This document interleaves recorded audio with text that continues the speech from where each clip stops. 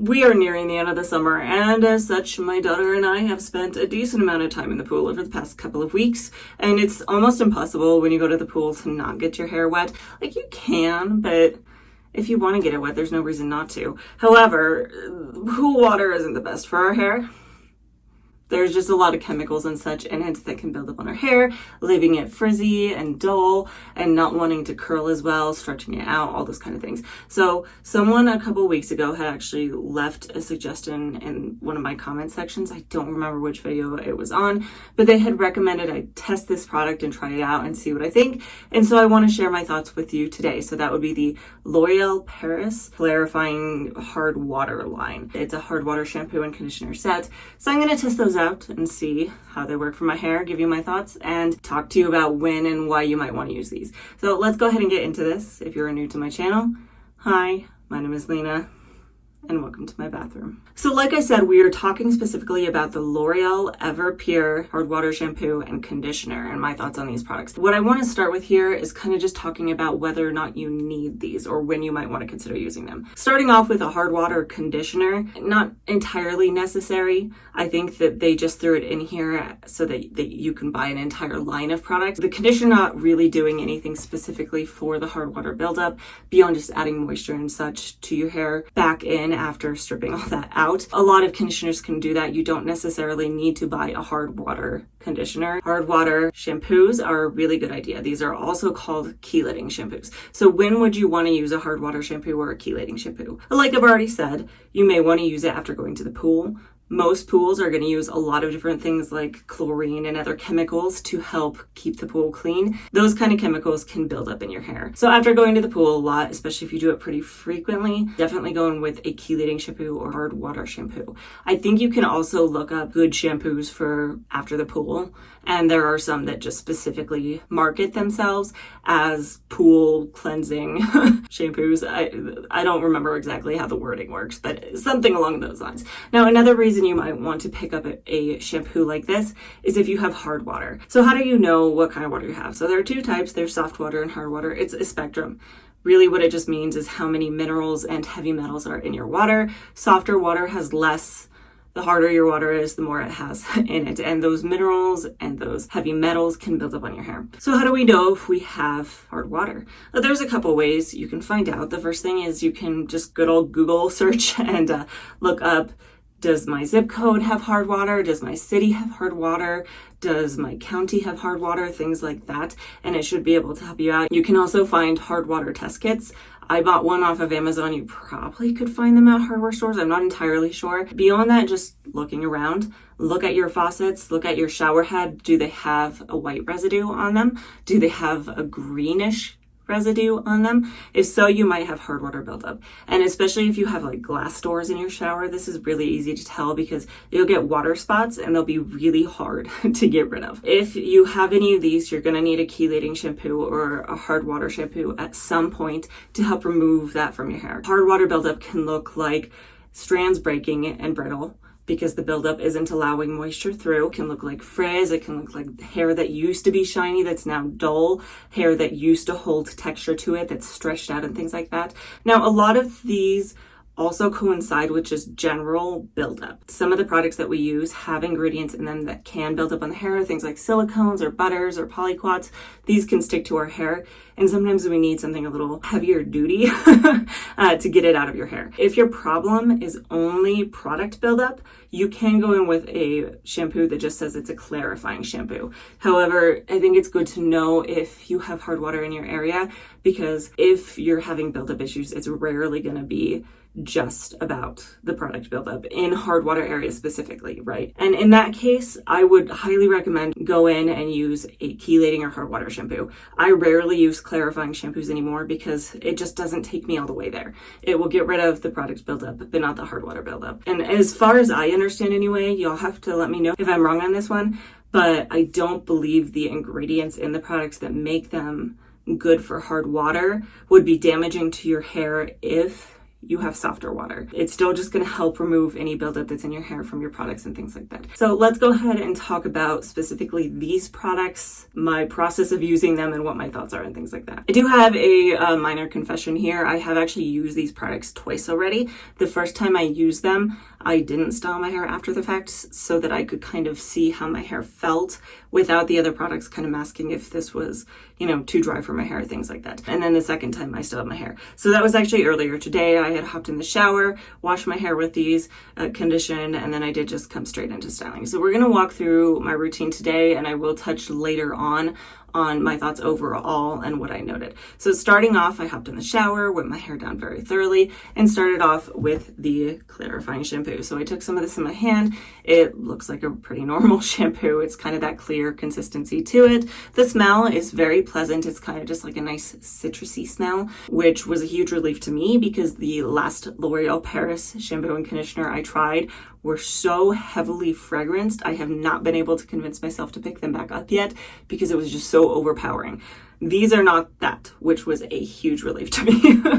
Beyond that, let's talk about this. Okay, so I took this in my hand, worked it between a little bit, and started to get a little bit of a lather and some bubbles on there before working it into my scalp. I really went in with my fingers and scrubbed. I had been to the pool earlier in the day, so my hair had some chlorine buildup and just pool gunk in my hair. So you can see this first time around, I didn't really get a ton of a lather to my hair, which again, I would say is not horribly surprising to me after being in the pool like that and letting the chlorine kind of sit on my hair for a little while, because I didn't immediately hop in the shower. It was later on in the day. It didn't surprise me that it didn't lather, and it actually didn't lather on the first time around either in that first wash. It took me a double cleanse to get it to really lather, but again, that's pretty normal for my hair. I tend to need to do 2 washes in order to really get a good lather. So that's what I did, is I went in with a second cleanse, and I went in with more of this product, really worked it into my scalp, and again, you can see that the lather was much better this time around. I actually got a lot of bubbles and suds in my hair. Let's talk about this product a little bit. Again, this is the L'Oreal Paris Everpure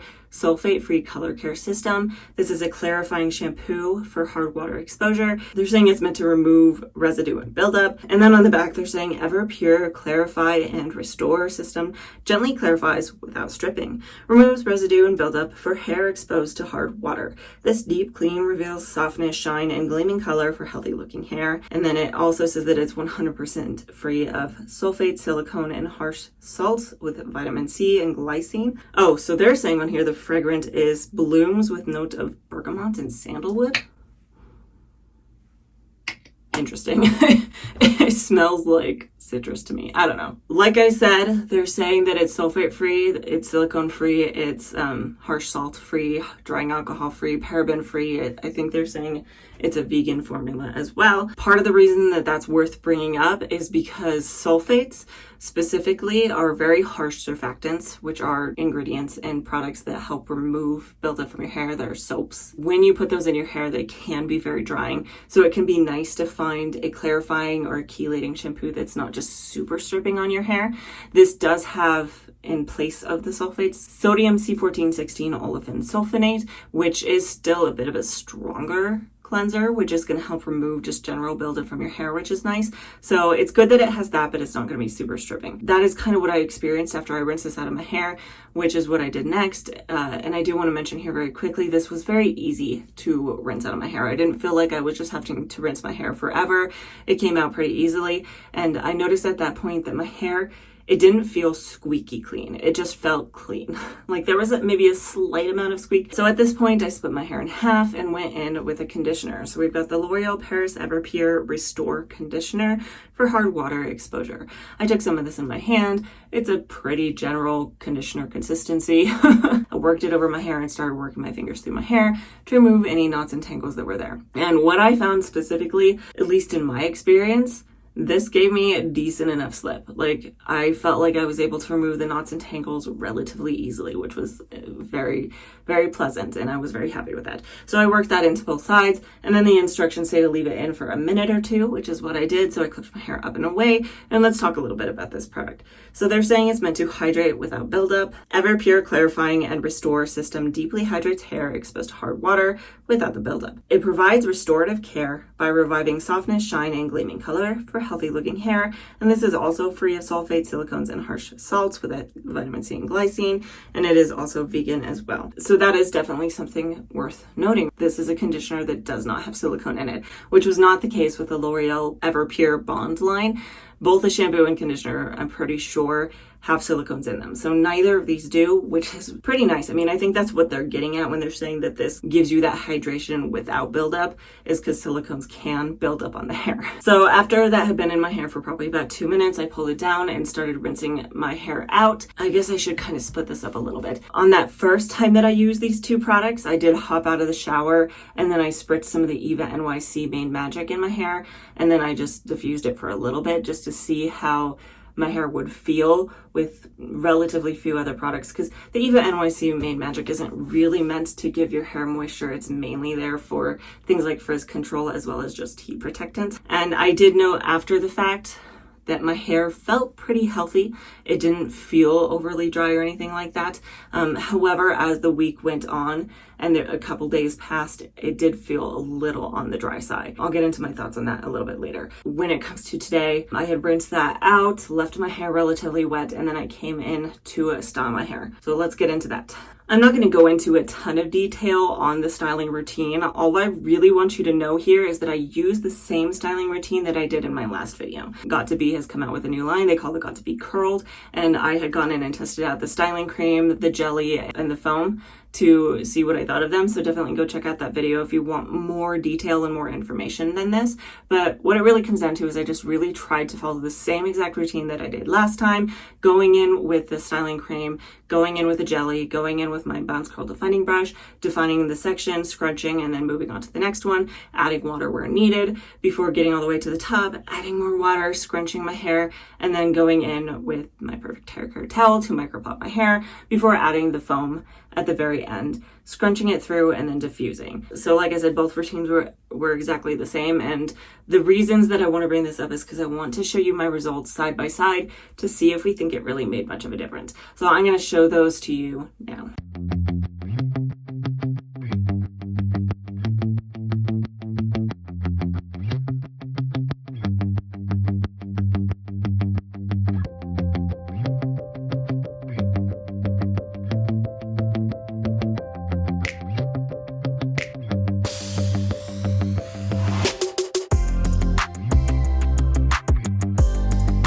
Y'all will have to let me know if you notice a difference between the two. I will say that both wash days look amazing to me and I'm really happy with them. And we do always have to keep in mind to some extent that it's really hard to be exact. It's really hard to make sure I have the same exact amount of product in my hair, that I use the same exact amount of water and all those kind of things. There are some variations probably between these two wash days. However, I do want to talk about a couple of things that I wanted to test when it comes to these clarifying shampoo and conditioner to see if they fixed. When I first tried the Got2b Curled line, I had noticed that my hair was pretty frizzy and